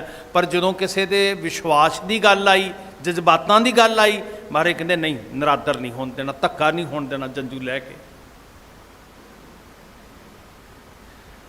ਸੋ ਇਹ ਨਹੀਂ ਹੈ ਕਿ ਸਤਿਗੁਰੂ ਜੀ ਉਸ ਪੱਥਰ ਨੂੰ ਕੀ ਸਮਝਦੇ, ਮਤਲਬ ਹੈ ਵੀ ਇਹਦੇ ਨਾਲ ਕਿਸੇ ਦੇ ਜਜ਼ਬਾਤ ਜੁੜੇ ਹੋਏ ਆ। ਰਾਜਿਆਂ ਨੇ ਇਹ ਹੀਲਾ ਵਰਤਿਆ। ਜੋ ਤੁਮ ਸੋ ਹਮ ਬੋਲਹਿ ਕੂਰ। ਹਾਂ ਮਹਾਰਾਜ ਜੀ, ਸਾਡਾ ਧਰਮ ਨਾਸ਼ ਹੋ ਜੇ, ਸਾਡਾ ਰਹੇ ਕੱਖ ਨਾ ਜੇ ਅਸੀਂ ਤੁਹਾਡੇ ਨਾਲ ਝੂਠ ਬੋਲੀਏ। ਇੱਦਾਂ ਐਦਨਾਮੇ ਲਿਖੇ। ਸਾਲਗ੍ਰਾਮ ਇਸ਼ਟ ਕੀ ਆਨ। ਸਾਡਾ ਇਸ਼ਟ ਹੈ, ਸਾਡਾ ਭਗਵਾਨ ਹੈ, ਸਾਲਗ੍ਰਾਮ ਵਿਸ਼ਨੂੰ ਜੀ ਦਾ ਅਵਤਾਰ ਹੈ। ਅਸੀਂ ਇਹਨੂੰ ਜਾਮਨ ਬਣਾਉਂਦੇ ਹਾਂ, ਅਸੀਂ ਇਹਦੀ ਸ਼ਾਦੀ ਖਾਂਦੇ ਹਾਂ। ਤਕਹਿ ਬੁਰਾ ਅਗ ਲਾਗੇ ਆਨ। ਤੇ ਸਾਨੂੰ ਸਹੁੰ ਲੱਗੇ, ਸਾਨੂੰ ਪਾਪ ਲੱਗੇ, ਸਾਡਾ ਕੁਝ ਨਾ ਰਹੇ ਜੇ ਅਸੀਂ ਤੁਹਾਡਾ ਬੁਰਾ ਚਿਤਵੀਏ। ਜੰਮੂ ਪਤ ਪੂਪਤ ਕਹਿਲੂਰੀ। ਸਾਰੇ ਰਾਜੇ ਇਕੱਠੇ ਹੋ ਗਏ, ਕਹਿਲੂਰੀਆ ਵੀ, ਜੰਮੂ ਵਾਲਾ ਵੀ, ਕਟੋਚੀਆ ਵੀ, ਸਭ ਇਹ ਰਿਆਸਤਾਂ ਦੇ ਰਾਜਿਆਂ ਨੇ ਅਹਿਦਨਾਮਾ ਲਿਖਿਆ। ਗਿਰਪਤ ਸਭ ਆਦਿਕ ਹੰਡੂਰੀ। ਹੰਡੂਰੀਆ ਆਦਿਕ ਸਾਰੇ ਗਿਰਪਤ, ਸਾਰੀ ਪਹਾੜੀ ਰਾਜੇ ਜਿਹੜੇ ਸੀ, ਉਹਨਾਂ ਨੇ ਆਪਣੇ ਵੱਲੋਂ ਦਸਤਖਤ ਕੀਤੇ, ਪੱਤਰ ਲਿਖਿਆ। ਲਿਖ ਲਿਖ ਸਫਤ ਮੋਹਰ ਸਭ ਕਰੀ। ਹਾਂ, ਮੋਹਰ ਲਾਈ ਆਪਣੀ ਬਕਾਇਦਾ ਜੀ, ਪੂਰੀ ਤਰ੍ਹਾਂ ਦੇ ਨਾਲ ਲਿਖ ਲਿਖ ਕੇ ਅਛਲ ਸਤਿਗੁਰੂ ਜੀ ਨੂੰ ਇਹ ਪੱਤਰ ਲਿਖ ਰਹੇ ਆ, ਮੋਹਰ ਲਾ ਕੇ ਦਸਤਖਤ ਕੀਤੇ। ਦੇਜਵਰ ਅਰ ਵਕੀਲ ਤਿਸ ਘਰੀ। ਦੂਤ ਤੇ ਉਹ ਪੁਰੋਹਿਤ ਪੁਜਾਰੀ ਜਿਹੜੇ ਧਾਰਮਿਕ ਬੁਰਕੇ ਵਾਲੇ, ਜੰਜੂ ਵਾਲੇ, ਤਿਲਕ ਵਾਲੇ, ਧੋਤੀ ਵਾਲੇ, ਟੋਪੀ ਵਾਲੇ, ਇਹਨਾਂ ਨੂੰ ਫਿਰ ਅੱਗੇ ਲਾਇਆ। ਧਰਮ ਤੇ ਧਾਰਮਿਕ ਲੋਕ, ਧਿਆਨ ਦਿਓ ਜੀ। ਜਦੋਂ ਜਦੋਂ ਆਪਣੇ ਸਵਾਰਥ ਵਾਸਤੇ,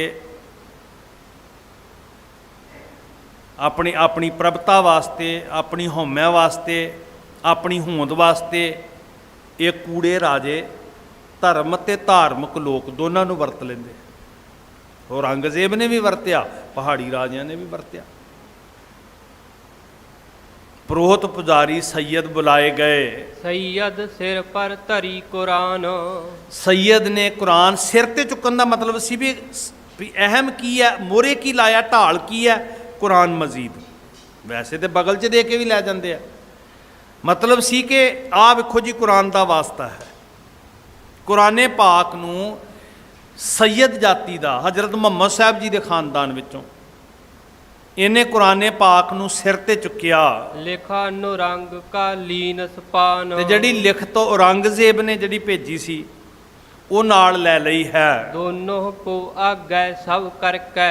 ਅੱਗੇ ਲਾ ਲਏ ਜੀ ਹੁਣ ਧਰਮ ਦੇ ਚਿੰਨ੍ਹ ਤੇ ਧਾਰਮਿਕ ਬੰਦੇ, ਇਹਨਾਂ ਨੂੰ ਸਾਰਿਆਂ ਤੋਂ ਅੱਗੇ ਪੁਰੋਹਿਤ ਨੂੰ ਵੀ ਤੇ ਸੈਯਦ ਨੂੰ ਵੀ ਅੱਗੇ ਕਰ ਲਿਆ। ਬਰਿੰਦ ਵਕੀਲ ਗਏ ਗੱਡ ਬਰਕੈ। ਬਹੁਤ ਸਾਰੇ ਦੂਤ ਸਰਕਾਰੀ ਜਿਹੜੇ ਸੀ ਨਾ, ਉਹ ਦਰਬਾਰੀ ਆਦਿਕ, ਮੂੰਹ 'ਚ ਘਾਹ ਪਾ ਕੇ, ਜਿਵੇਂ ਮਤਲਬ ਹੁੰਦਾ ਵੀ ਬੜੀ ਅਧੀਨਗੀ ਨਾਲ, ਬੜੇ ਸਿਰ ਨੀਵੇਂ ਕਰਕੇ, ਜਿਹੜੇ ਖੂਨ ਦੇ ਪਿਆਸੇ ਬਣੇ ਸੀ, ਤੇ ਅੱਜ ਸਤਿਗੁਰੂ ਜੀ ਦੇ ਕੋਲ ਇਹ ਲੈ ਕੇ ਆਪਣੇ ਆਪਣੇ ਧਰਮ ਦਾ ਵਾਸਤਾ ਸ਼੍ਰੀ ਅਨੰਦਪੁਰ ਸਾਹਿਬ, ਕਿਲ੍ਹਾ ਆਨੰਦਗੜ੍ਹ ਨੂੰ ਚੱਲ ਪਏ। ਪ੍ਰਥਮ ਗੁਰੂ ਪਗ ਬੰਦਨ ਕੀਨ। ਮਹਾਰਾਜ ਸੱਚੇ ਪਾਤਸ਼ਾਹ ਜੀ ਵਿਰਾਜਮਾਨ ਸਨ ਸੰਗਤ 'ਚ ਜੀ। ਗੁਰਮੁਖ ਪਿਆਰਿਓ, ਧਰਮ ਨੂੰ ਕਿਸੇ ਵੀ ਬਾਹਰੀ ਤਾਕਤ ਤੋਂ ਖਤਰਾ ਨਹੀਂ ਹੁੰਦਾ, ਕਿਉਂਕਿ ਧਰਮ ਬੜੇ ਉੱਚੇ ਸੁੱਚੇ ਆਦਰਸ਼ਾਂ ਦਾ ਨਾਂ ਹੈ। ਧਰਮ ਦੀ ਬੁਨਿਆਦ ਗਿਆਨ ਵਿੱਚ, ਸ਼ਰਧਾ ਵਿੱਚ, ਭਾਵਨਾ ਵਿੱਚ, ਪਰਉਪਕਾਰ ਵਿੱਚ ਲਾਈ ਹੁੰਦੀ ਹੈ। ਧਰਮ ਨੂੰ ਖਤਰਾ ਕਦੋਂ ਹੁੰਦਾ? ਜਿਹੜੇ ਧਰਮ ਦੇ ਭੇਸ ਵਿੱਚ ਪਖੰਡੀ ਬੈਠੇ ਹੁੰਦੇ ਨੇ ਨਾ ਜੀ, ਉਹ ਧਰਮ ਨੂੰ ਹੋਸ਼ੇ ਹੱਥ ਕੰਡਿਆਂ ਵਜੋਂ ਵਰਤਦੇ ਆ, ਹੋਸ਼ੇ ਗਰਜਾਂ ਸਵਾਰਥਾਂ ਵਾਸਤੇ ਵਰਤਦੇ ਆ। ਉਦੋਂ ਧਰਮ ਦਾ ਨਿਰਾਦਰ ਹੁੰਦਾ, ਧਰਮ ਤੇ ਧੱਬਾ ਲੱਗਦਾ। ਨਾ ਇਸਲਾਮ ਮੰਨਦਾ ਹੈ, ਨਾ ਹਿੰਦੂ ਧਰਮ ਮੰਨਦਾ ਹੈ। ਸਾਨੂੰ ਗੁਰੂ ਸਾਹਿਬ ਨੇ ਸਭ ਦਾ ਸਤਿਕਾਰ ਕਰਨਾ ਸਿਖਾਇਆ, ਭਾਵੇਂ ਆਪਣੀ ਵਿਚਾਰਧਾਰਾ ਨਾ ਵੀ ਮੇਲ ਖਾਂਦੀ ਹੋਵੇ। ਔਰ ਸਾਰਿਆਂ ਦਾ ਅਧਿਕਾਰ ਹੈ ਕਿ ਸਭ ਸਿੱਖ ਰਾਜ ਆਇਆ, ਕਿਤੇ ਸ਼ਾਹੀ ਮਸਜਿਦਾਂ ਵੇਖੋ, ਉੱਥੇ ਸੋਨੇ ਚੜਾਏ, ਮੰਦਰਾਂ ਤੇ ਸੋਨੇ ਚੜਾਏ, ਇਕੱਲੇ ਹਰਿਮੰਦਰ ਸਾਹਿਬ ਨਹੀਂ। ਗੁਰੂ ਸਾਹਿਬ ਨੇ ਸਭ ਦੇ ਅਧਿਕਾਰ ਜਿਹੜੇ ਨੇ ਉਹ ਝੋਲੀਆਂ 'ਚ ਪਾਏ ਨੇ, ਕਿਸੇ ਨਾਲ ਨਫ਼ਰਤ ਨਹੀਂ ਕਰਨੀ। ਹਿੰਦੂ ਤੁਰਕ ਕੋ ਰਾਫ ਜੀ ਇਮਾਮ ਸਾਫੀ, ਮਾਨਸ ਕੀ ਜਾਤ ਸਭੈ ਇੱਕ ਹੈ ਪਹਿਚਾਨ। ਖਤਰਾ ਕਿਹਦੇ ਤੋਂ ਹੁੰਦਾ?